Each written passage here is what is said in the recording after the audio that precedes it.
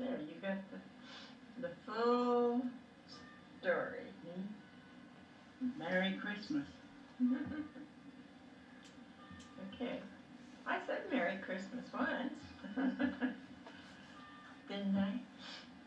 Okay, now you come over and sit down and Merry say. Christmas.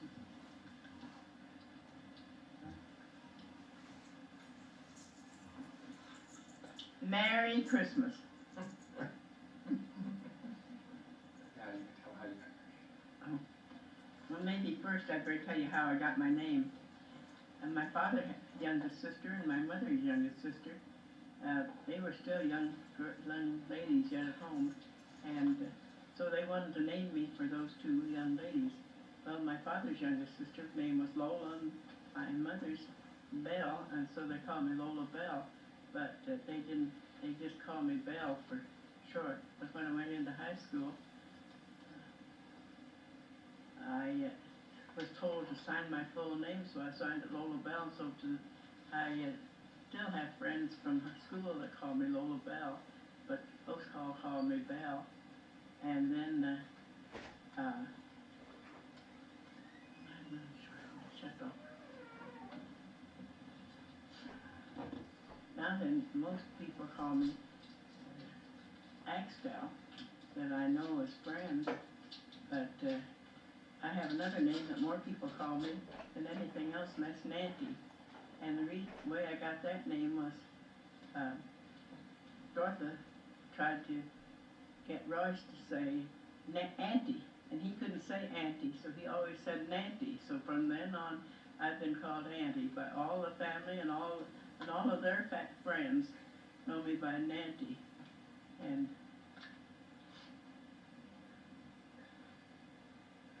Well, I might add to that too that when I came to stay with her, the church called the men and women brothers and sisters. Well, what was I to call her?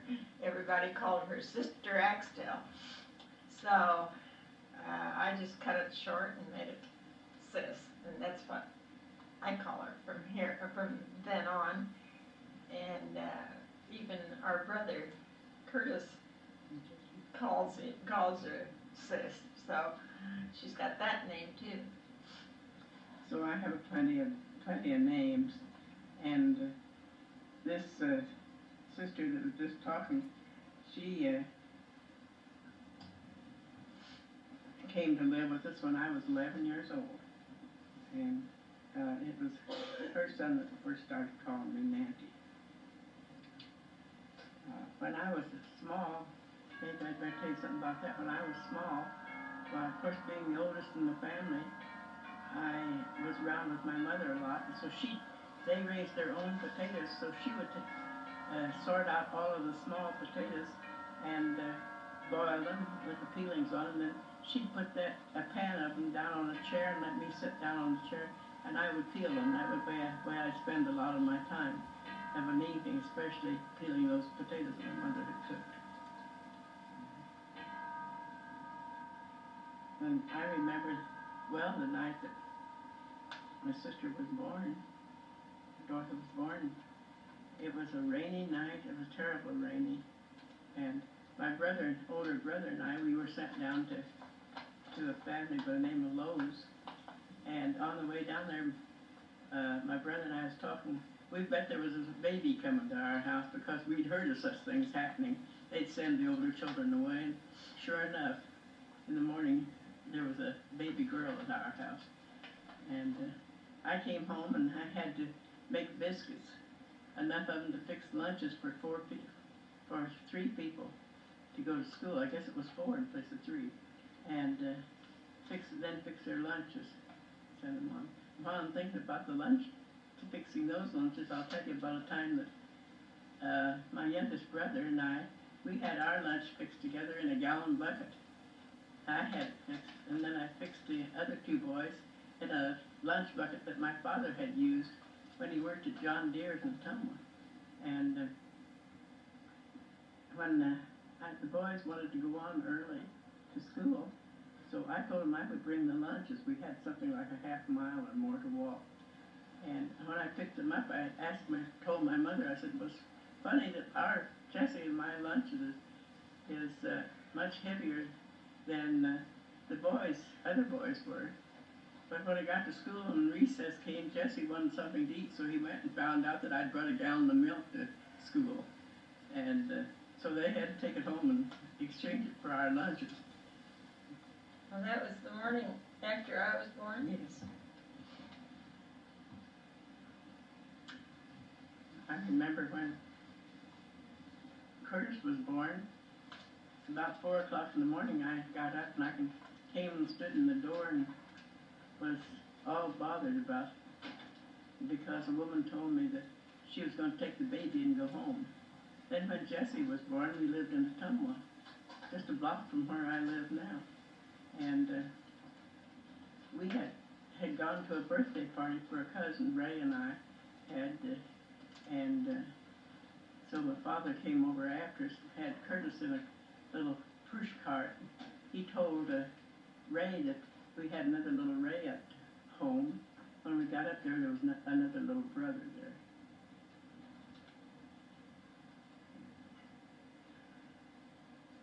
It's Christmas time. I think you might be interested in something the way they did when I was a little girl. And we had Christmas, we practiced for a long time, got a big Christmas program. Then we had a Christmas tree that reached clear to the very top of the church. And we had this large Christmas program, and then about the time the Christmas program was over with, why, you could hear jingle bells and sleigh bells, I should say, in the distance. And there would come Santa Claus with his reindeers and sleigh bells.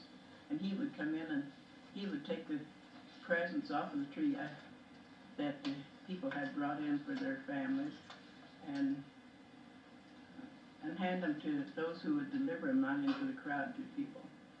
And my mother told me that this particular time that I would not to expect a doll because my father didn't believe in dolls too much. So but she worked it around and got one for me. My aunt had gone to Ottumwa to buy it, and she bought one for me and her two girls. So they put it on the Christmas tree, and when I got when they took the names off, read them off, and they said, oh, they said it was Belle Reynolds, and I threw my arms up in the air and I just hollered out, oh, that's mine, and everybody laughed.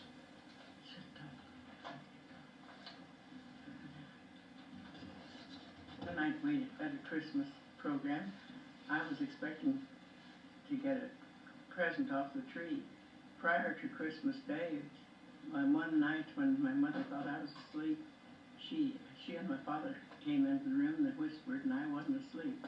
So they came up, picked up my hand, and I just pretended I was asleep, and they slipped a ring on my finger, and I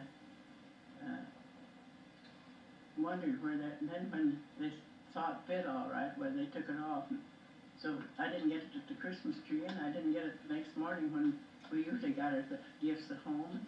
So I was standing in front of a dresser that my mother had in the room, and she come up and picked up my hand and put the ring on. I said, oh, I wondered where that went. And so, of course, my mother, she was shocked to know. I said, well, I was awake that night when you slipped it on my finger. So that was one. And then,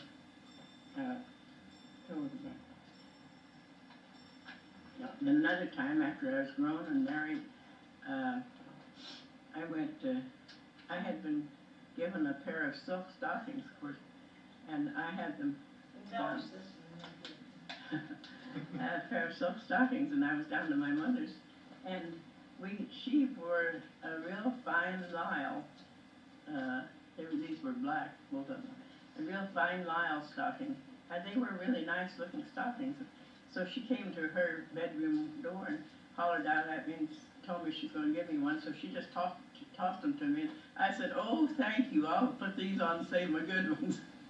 Of course, I've lived with that ever since. And some of the things that at this little church where I always went was the Methodist church over at Grapeville. And it was there that we were taught how to pray. We had a lady, who was maiden lady, who went around had taught each one of us how to pray, and that was one of my highlights in my younger life, was this tree. And on holidays like Children's Day or something like that, we spent the whole afternoon decorating the church. Children would go out and gather up the flowers, the real flowers from different places that were donated them, and then we'd decorate them, and then had a large program in the church.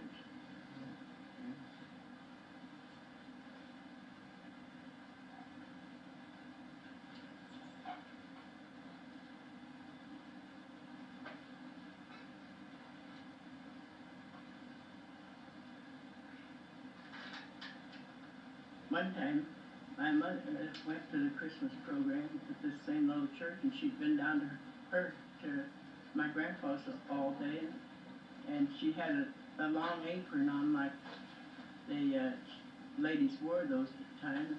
She looked down, and she had her apron on when she still got to the church and inside. And so my father took the apron and folded it up and put it in his pocket. That was one of the things that she was kidded about for quite a long while, was wearing the apron to church.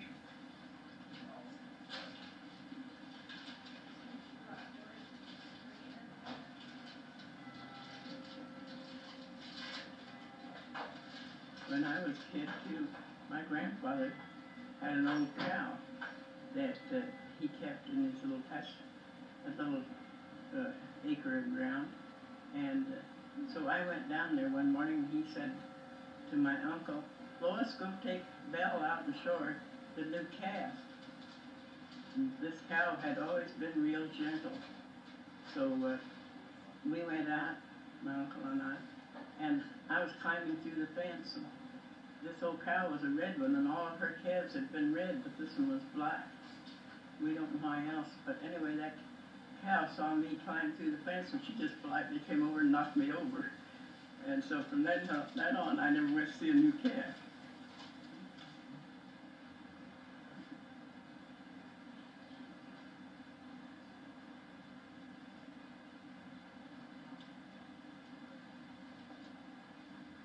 Also, when I was a child at Drakeville, one day, my father told me, he said, "When school's out today, you come up to Tanny Hill store." That was one of the main stores in Drakeville. Said he wants to see you. And so of course I wondered all afternoon why he wanted to see me. But when I got up there, I found out that my father had made arrangements with him to get me a new pair of shoes. And those shoes were real high topped for a girl, and they were button shoes. They had black patent leather band around the top of them, and then a tassel on them, and I thought I really had something. So I didn't let them out of my sight very far. That night, I had a friend over to stay all night, and we slept on the floor, and I put my shoes right at my head so I could protect those shoes that night.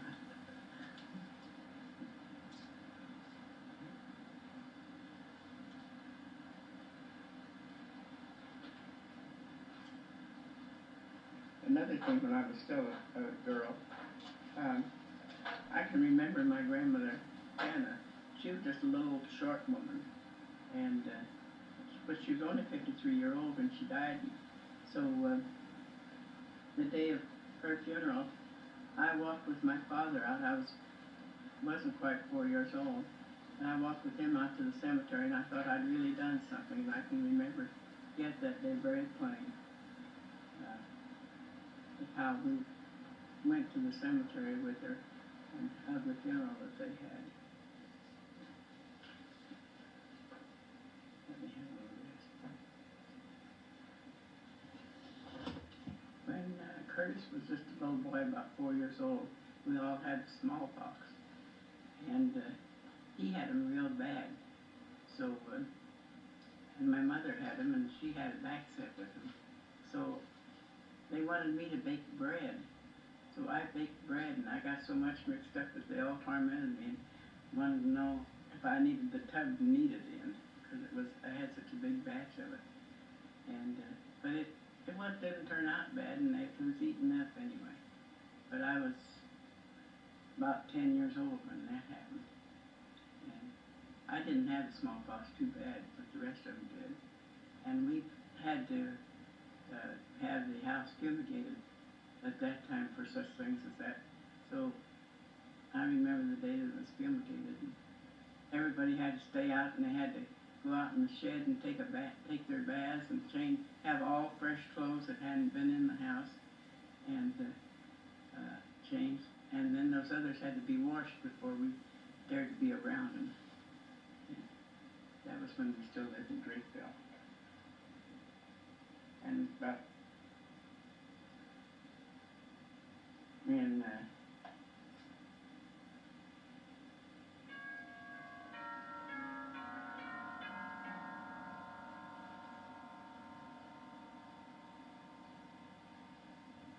it was about that time when I was about 6 years old, I learned how to crochet. A lady across the street told me, showed me how. And a lady up that had a rescue, used to have me come in and help her take care of the children in the rescue, taught me how to tat. So that's what I spend a lot of my time in now, doing those kind of things. But the first things I made was little purses.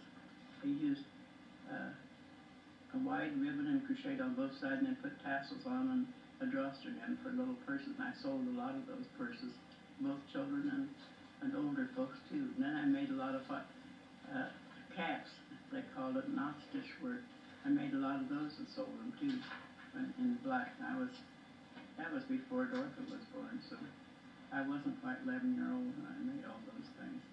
But to this day, I use my time making things from the fact that those two women had taught me how to do those things.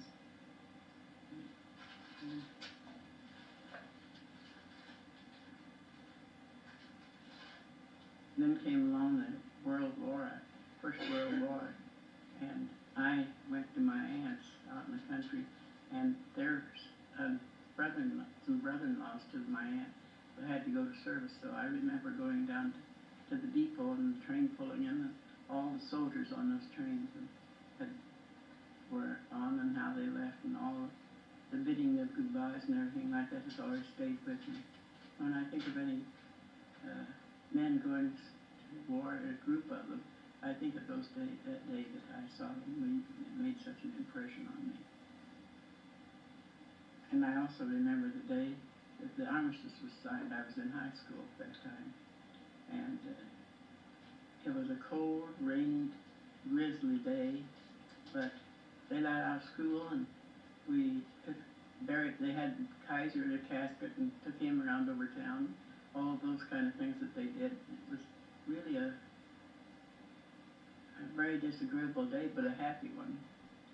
And I remember that, but I remember how nice it was to go home to my grandmother's. I was staying with her and crawling in a feather bed and had close to her to get warmed up after all that day, being out in the cold.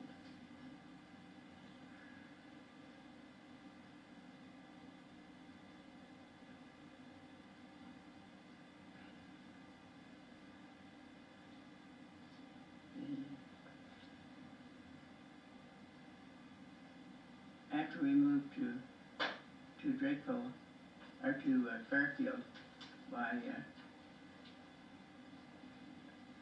there were some things happened. When I was a little girl, they had Old Settlers Reunion at Drakeville, and they had races for boys and girls. Well, I entered the one in the girls, and there was a man that ran a grocery store there. He was always tormenting me. So he told me that after the race was over that he looked down there and saw what was coming back, and he thought it was an old cow. I never tried to race after that. But that running did me some good after we moved to Fairfield, and I had met Dale in Bloomfield, and I went over to visit him and my grandmother. And to come home, we came home, got on the train at Bloomfield, and rode to Belknap, and then we swapped over to the Rock Island. And the train didn't have very much time because this was a freight train that hauled passengers, so they came from Bloomfield in. And so I told him I wanted off. Well, during the time that I rode that little distance from Bloomfield to Perth to Belknap, the conductor got a little bit too friendly, and so he wanted me to go on to Ottumwa with him, but I wouldn't do it. So I got off the train, and I heard the engineer say to his fireman, I don't think she can ever make that train because we saw it in the distance. But I made it. So running races, even though I did come in last, helped me in the end.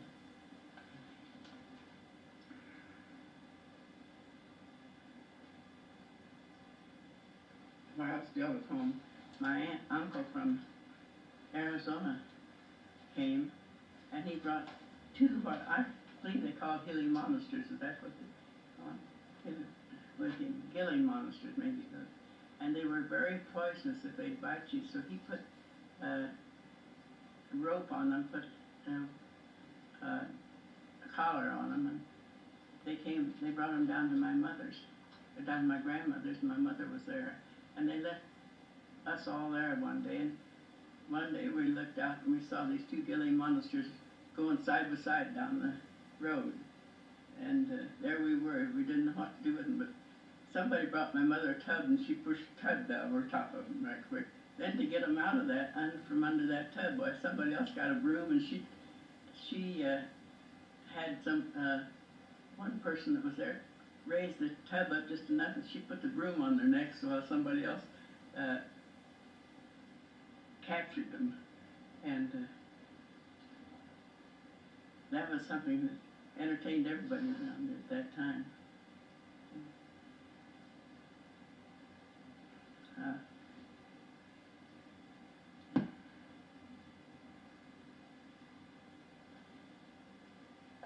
So maybe I better talk about after I got a little older.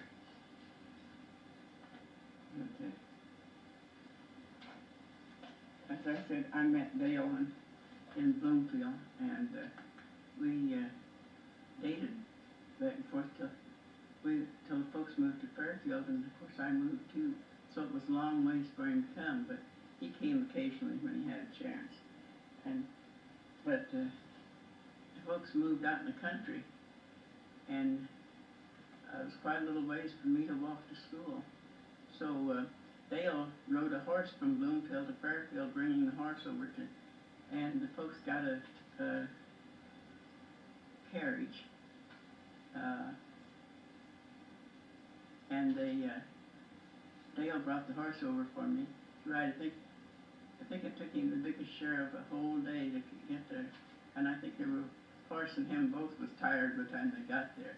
But anyway, that's the way I got back and forth to school when it was bad weather at least. And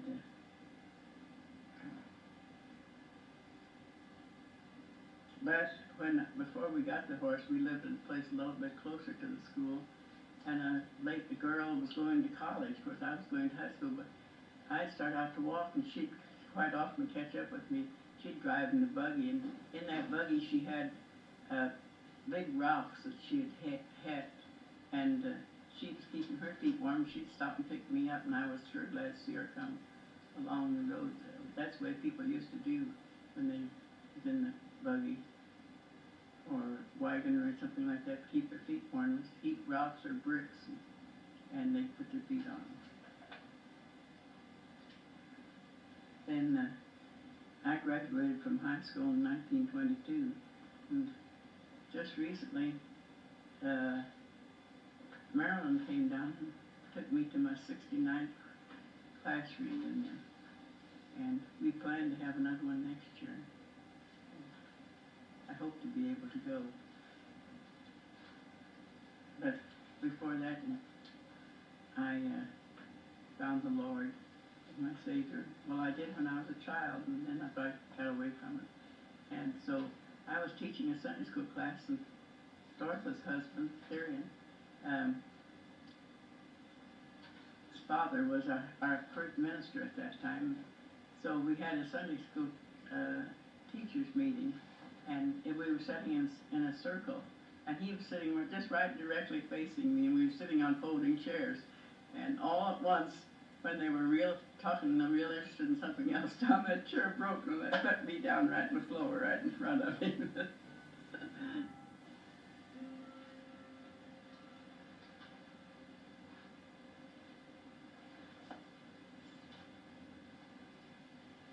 And while going to school at Fairfield, I was in a normal training class there, and so that they were going to have a picnic, and I didn't have anything really to take to the picnic, but my mother had raised a nice big garden that year, and in it was a lot of radishes, both white ones and the red spotted brown ones.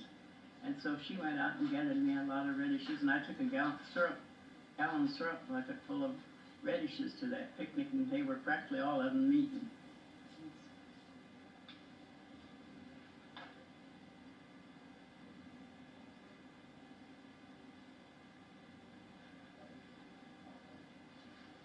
But I told you that I found the Lord, and just a little while afterwards, I felt called to teach, and I taught for 60 years. And I have a plaque honoring me for that, which I'm very proud of. Would be teaching yet if I could. Health keeps me from it, so, and I miss it so much.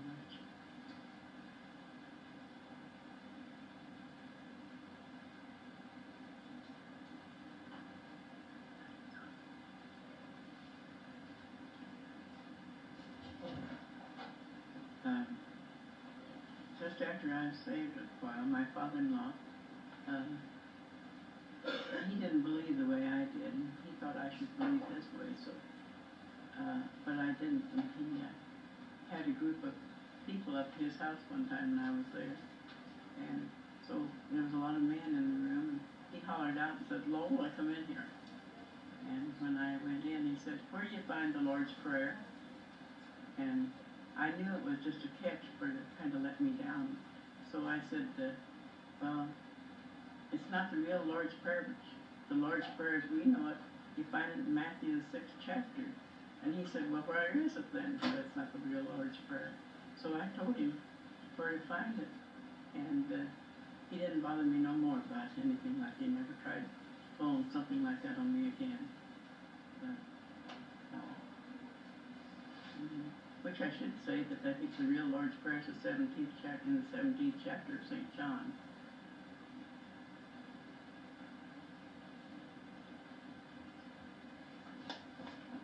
When I was probably 8 years old, 7 or 8 years old, my father was working out in the country about a mile for a family. Their name was Slagle. And so Mr. Slagle had to be gone, and Mrs. Slagle asked him if he wouldn't let me come out and stay all night with her. Well, I went out to stay all night with her, but when night really came, I got awful sick. I just felt awful bad. And so she surmised what the trouble was. So she went and got a big doll that had been her daughter's and gave it to me to play with. But finally I went to sleep. The next morning I was all right. It was just because I was lonesome, homesick already. I wanted to go home.